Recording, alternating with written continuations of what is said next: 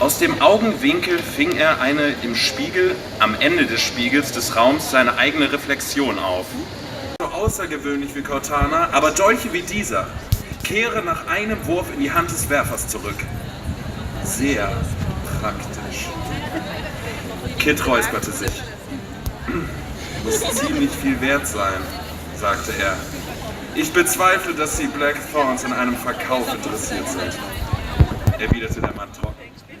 Ich heiße übrigens Jace Herondale.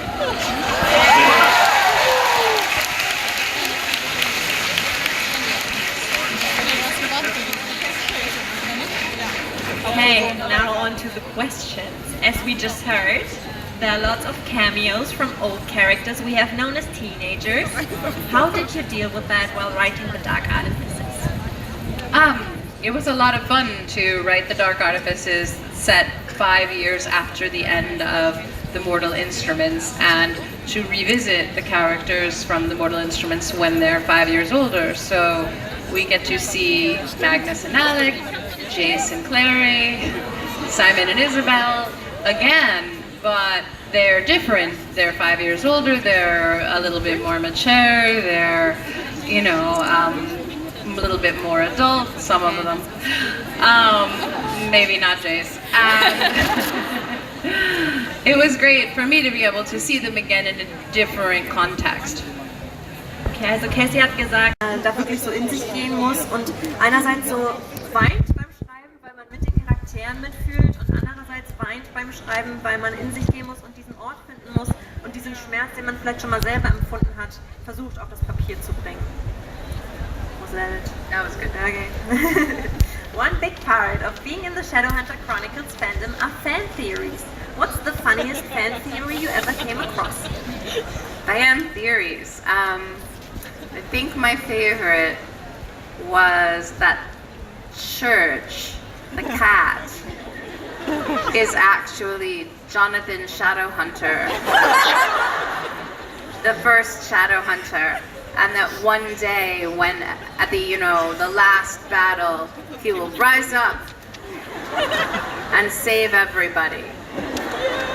Okay, also die beste Fan-Theorie, die sie jemals gehört hat, ist, dass Church, der Kater, in Wirklichkeit der erste Schattenjäger ist, und zwar Jonathan Shadowhunter, und dass er am Ende sich hebt und sagt, hier bin ich. It's such a good theory, I kind of want to use it.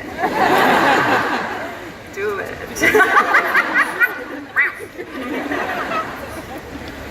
Okay, to which of your characters do you relate most?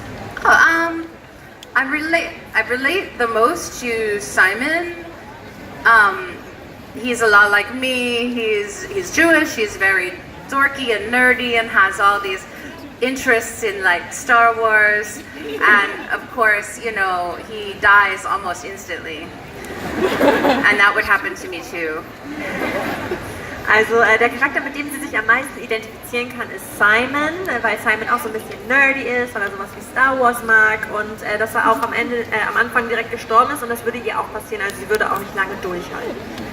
But I also relate to Tessa as much because she reads all the time, and I was like Tessa when I was her age. I read all the time, and the way she loves books is very much the way that I love books. Der zweite Charakter ist Tessa, weil sie so viel liest und weil sie sich auch so in Büchern wiederfindet und in dem Alter, in dem Tessa ist, war Cassie auch so, dass sie halt ganz viele Bücher gelesen hat und verschlungen hat. Another one? Okay, I don't actually, Magnus's Bane is nothing like me, but he's my favorite.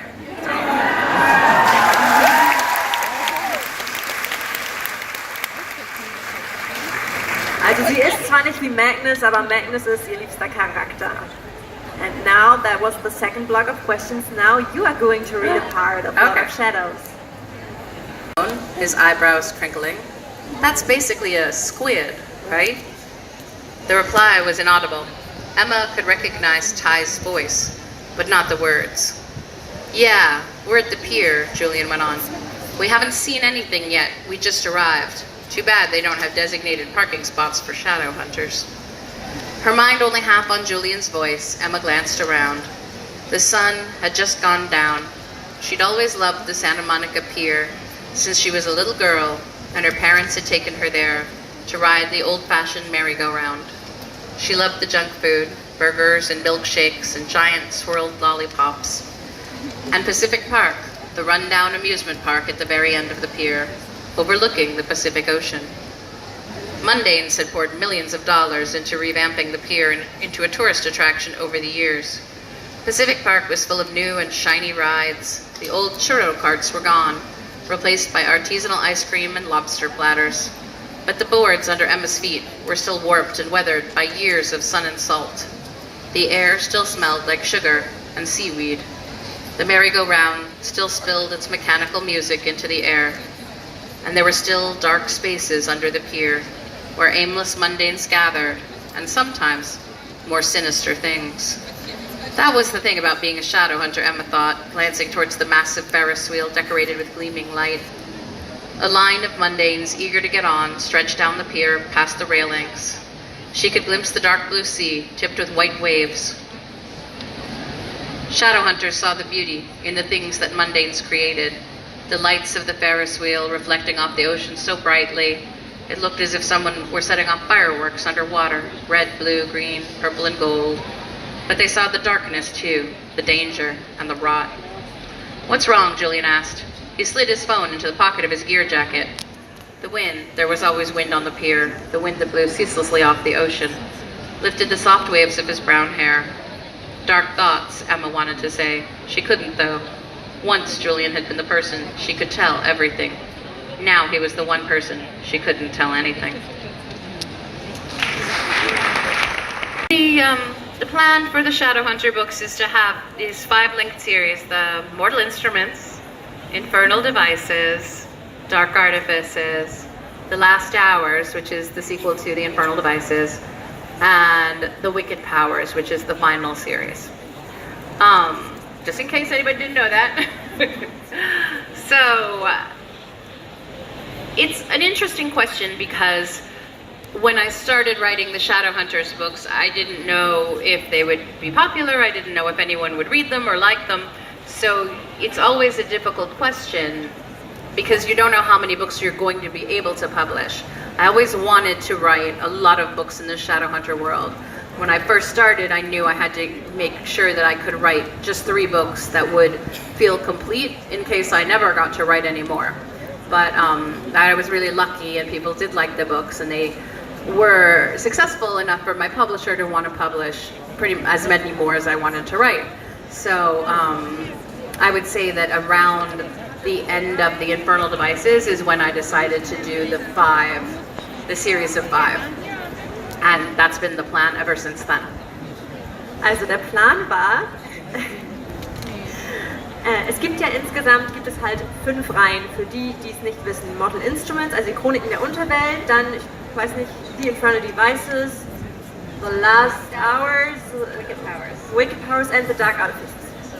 Okay, also es gibt diese 5 Hauptreihen, aber am Anfang war es noch nicht so ganz klar, ob sie auch die Möglichkeit bekommt, das wirklich zu machen. Also sie hatte immer Lust darauf, viele Bücher in diesem Universum zu schreiben, aber ob der Verlag das dann immer mitmacht, ist so eine Frage gewesen. Und als sie dann am Ende von The Infernal Devices war, hat sie dann gemerkt, okay, sie wird diese 5 Hauptreihen auf jeden Fall schreiben.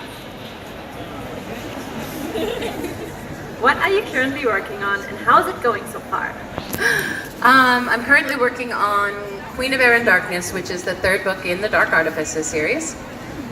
It's going very well, and it's a lot of fun because it's a book in which, well, okay, I know I say it's a lot of fun and everyone's like, after that ending, how much fun can it be?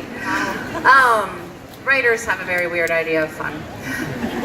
I'm enjoying myself because in Queen of Air and Darkness we go to a new place that we've never been before, and that place is going to shape the story of the Wicked Powers. So for me it's exciting. So that's going well. Also sie schreibt gerade an dem 3. Band der Dunklen Mächte-Reihe, Queen of Air and Darkness heißt der. Es läuft sehr gut, sie hat großen Spaß. Sie weiß, die Leser fragen sich, wie das sein kann, aber sie sagt, dass Autoren manchmal komische Gehirne haben und dass die komisch funktionieren. Also sie hat Spaß dabei, wie die Charaktere leiden.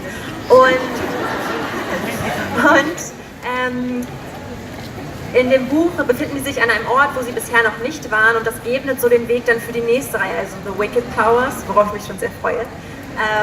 Ja, und es läuft gut. Also working on Chain of Gold, which is the first book of The Last Hours.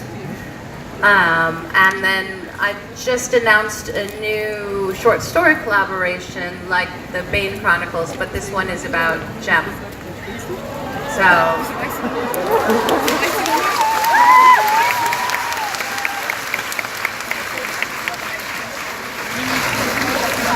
Last night. I didn't see that. You've been busy. I'm sweating. Okay, also, sie schreibt gerade an Chain of Gold. Das ist Chain of Gold is the first one. The Last Hours. Also der erste Band der Last Hours Reihe. Das ist das Sequel zu The Infernal Devices. Und dann hat sie gestern Abend noch angekündigt, dass es einen Zusatzband mit Kurzgeschichten geben wird über Jem. And it's called Ghosts of the Shadow Market. Okay. Your books are known to be very diverse, especially in this new series, which I love. How do you go about those characters, and what kind of research do you do? Thank you. And I think in terms of writing diversely, you know, in Dark Artifices there are characters, there are multiple races, there are neuroatypical characters, there are trans characters, and characters of multiple sexualities, so it definitely was a book for which I did a great deal of research. For me, the most important kind of research you can do when you're writing stories that fall outside your personal experience is talk to people for whom that is their experience.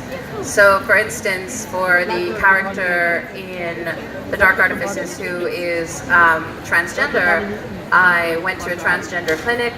I talked to the doctors there. They introduced me to two trans women who were willing to help me create and work on this character. And then after I had written her, Anya De Niro, who is a very well-known writer who is trans, went over the book and made notes on the book for me to make it more correct in terms of her personal experience.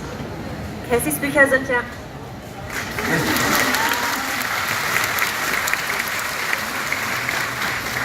Cassys Bücher sind ja bekannt dafür, dass sie sehr, sehr vielschichtige und vielfältige Charaktere hat. Und jetzt gerade für die dunklen Mächte, da gibt es in Lord of Shadows, kommt raus, da ist ein Charakter, der ist transgender.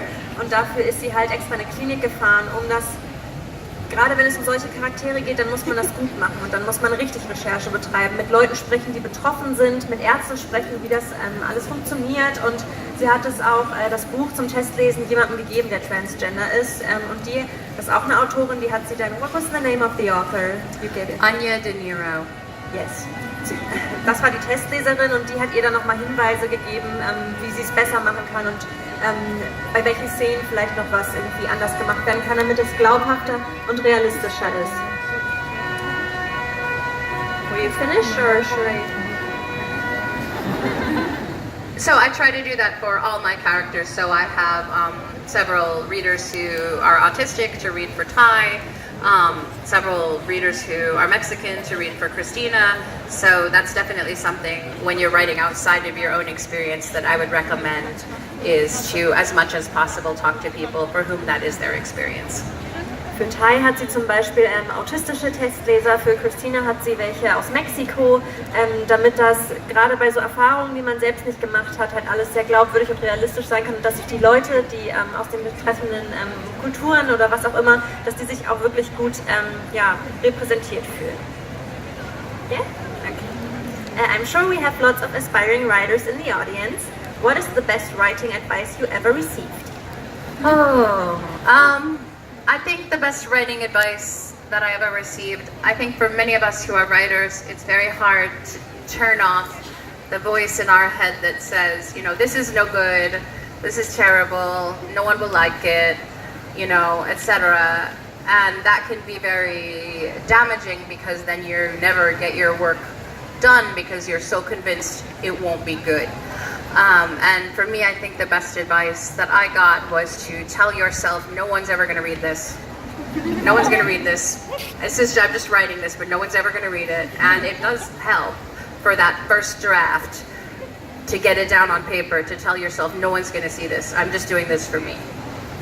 Also ein guter Hinweis ist, dass man auf jeden Fall für sich selbst schreiben soll und dass man die Stimmen von außen einfach ausblendet, um halt zum Beispiel einen ersten Entwurf erstmal fertig zu bekommen und dass man sich nicht von äußeren Einflüssen quasi beeinflussen lassen sollte. And the last question for now, will Queen of Air and Darkness heal my broken heart and who will be on the cover? Do you know that already? Okay. So Queen of Air and Darkness. I do know who's on the cover because I just saw the cover earlier this week. It's very beautiful. I'm not gonna. I'll tell you, it's a girl, and it's a lovely cover. But I can't tell you who's on it, or my publisher will kill me. And I think that I don't know if I can promise that it will heal your broken heart. But do you want to translate? Also sie hat das Cover Anfang der Woche gesehen und es ist ein Mädchen drauf, aber mehr darf sie nicht verraten, weil ihr Verlag sie sonst umbringen wird. I can't promise it will heal your broken heart, but I think that it goes a long way to helping, because I think part of what is so hard about the end of Lord of Shadows is that it ends without us finding out how people are feeling, or the results of what happens. And so I think that, you know, seeing how the characters do heal will help. Okay, also sie kann nicht versprechen, dass Queen of Air and Darkness unsere gebrochenen Herzen heilen wird, aber es ist auf jeden Fall schön, den Charakteren dabei zuzusehen, wie sie langsam aber sicher so wieder heilen. Okay, und jetzt hören wir noch eine Stelle aus Lord of Shadows.